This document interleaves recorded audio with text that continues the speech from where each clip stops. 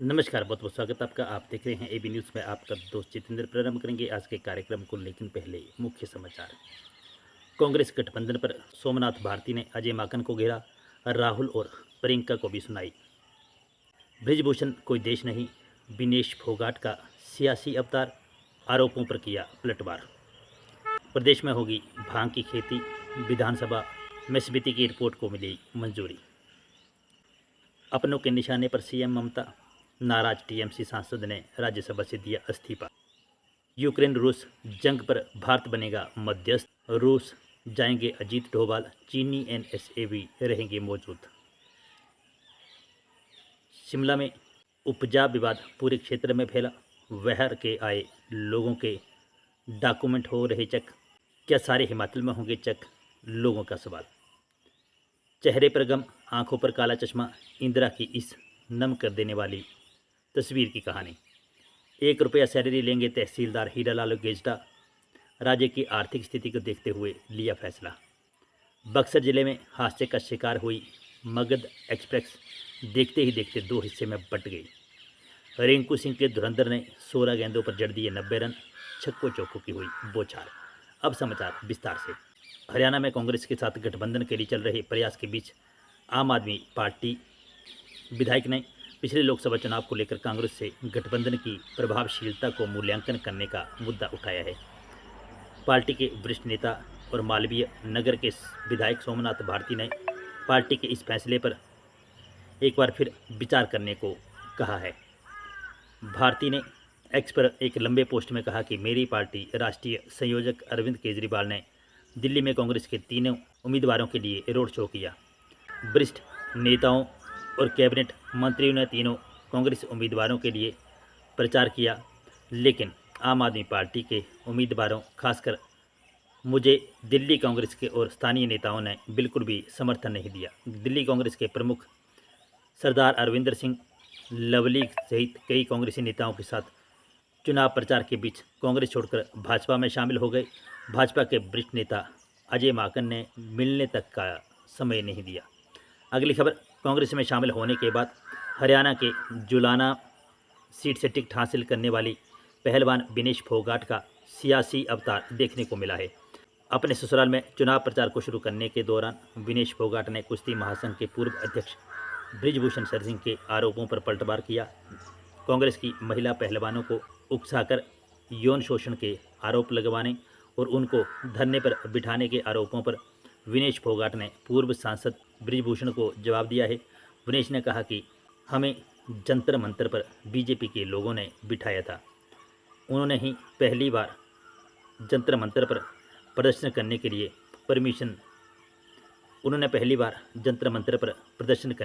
Permission ली थी। विनेश फोगाट ने कहा कि ब्रिजभूषण सिंह कोई देश नहीं है, अब वो एग्जिस्ट नहीं करता। प्रचार के लिए जुलाना पहुंचने पर सैकड़ों पार्टी कार्यकर्ताओं ने विनेश का स्वागत किया। इस मौके पर राठी समुदाय सहित 7 खाप पंचायतों के लोग उनका स्वागत करने के लिए मौजूद रहे।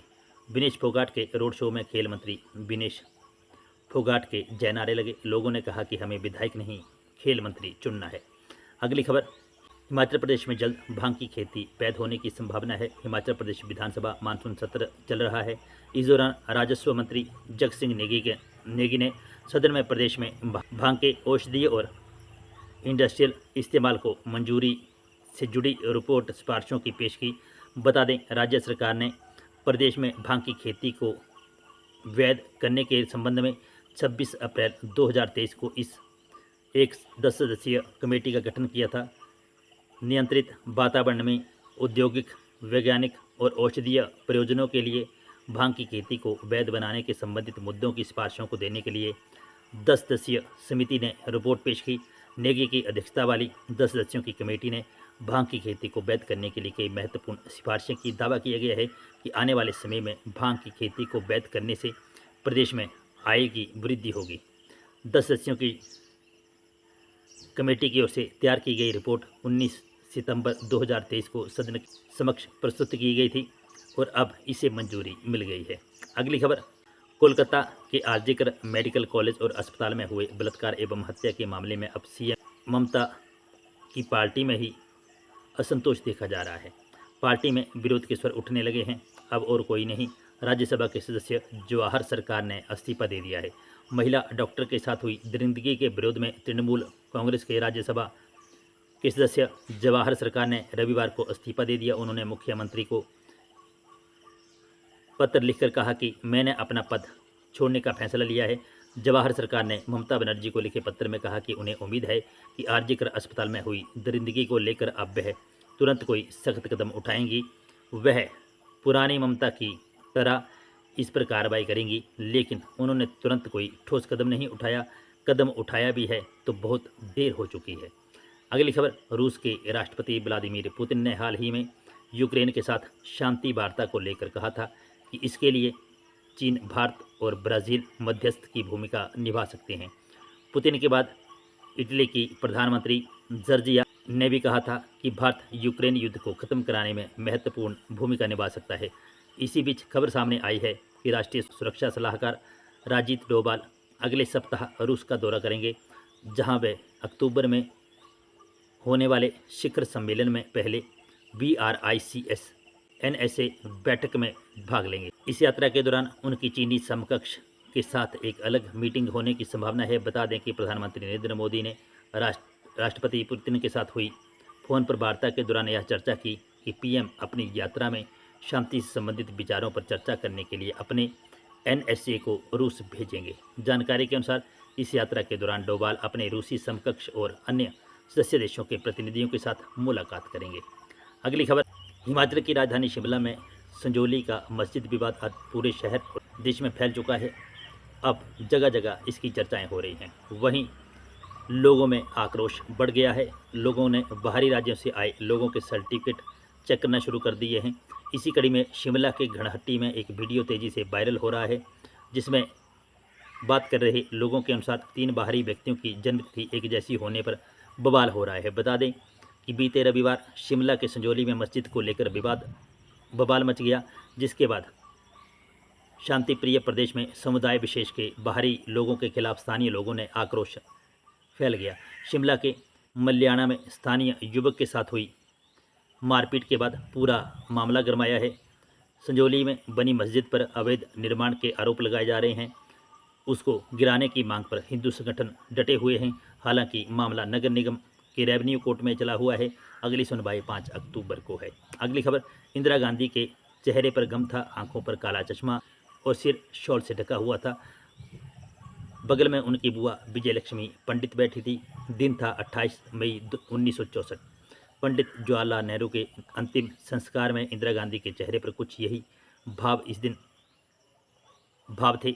इस दिन देश भर में शोक की लहर दौड़ गई। भारत के पहले प्रधानमंत्री नहीं रहे थे।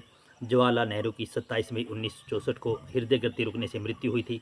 दूसरे दिन 28 मई को दिल्ली के यमुना तट पर उनका अंतिम संस्कार किया गया।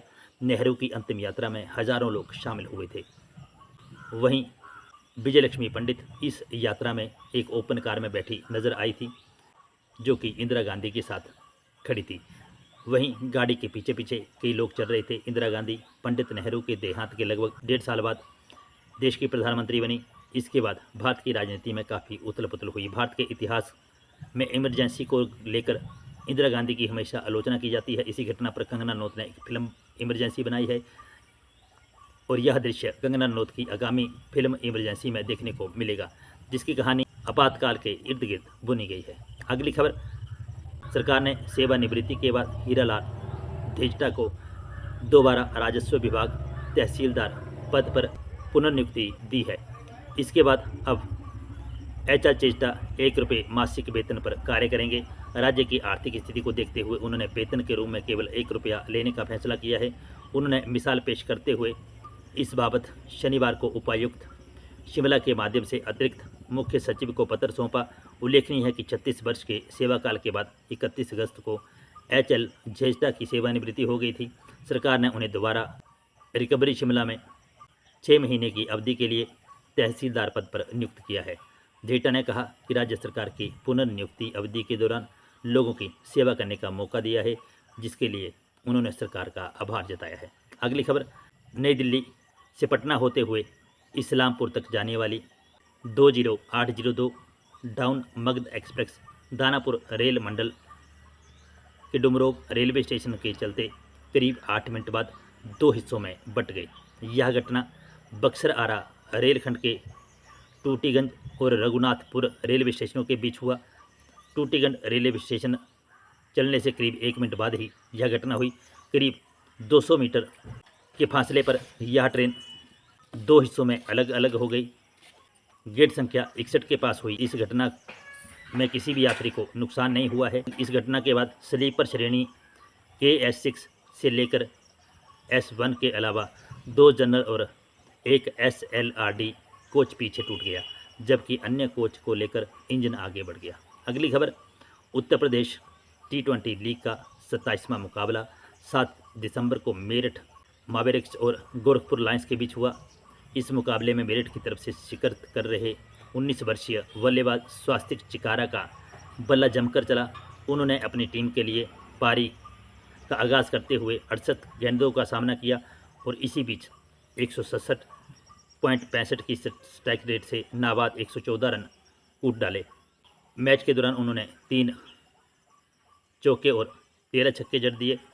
मैच के दौरान स्वस्तिक चिकारा ने केवल छक्कों चौकों की बदौलत 90 रन बनाए। दरअसल अपनी पारी के दौरान उन्होंने कुल 13 चौके और 3 छक्के लगाए और इनकी बदौलत वे अपनी टीम के लिए 78 रन बनाने में कामयाब हुए। इसके अलावा 3 चौके भी शामिल हैं। तो बंधुओं, ये थे आज के कुछ अहम समाचार जो हमने आपके साझा किए। खबरें पसंद आई हो तो लाइक और शेयर करें। जो दोस्त हमारे साथ नहीं जुड़े हैं वे हमारे यूट्यूब और फेसबुक पेज को लाइक और फॉलो भी करें। इन शब्दों के साथ बहुत बहुत धन्यवाद। बने रहे एबी न्यूज़ के साथ। जय हिंद, जय भारत, जय हिमाचल।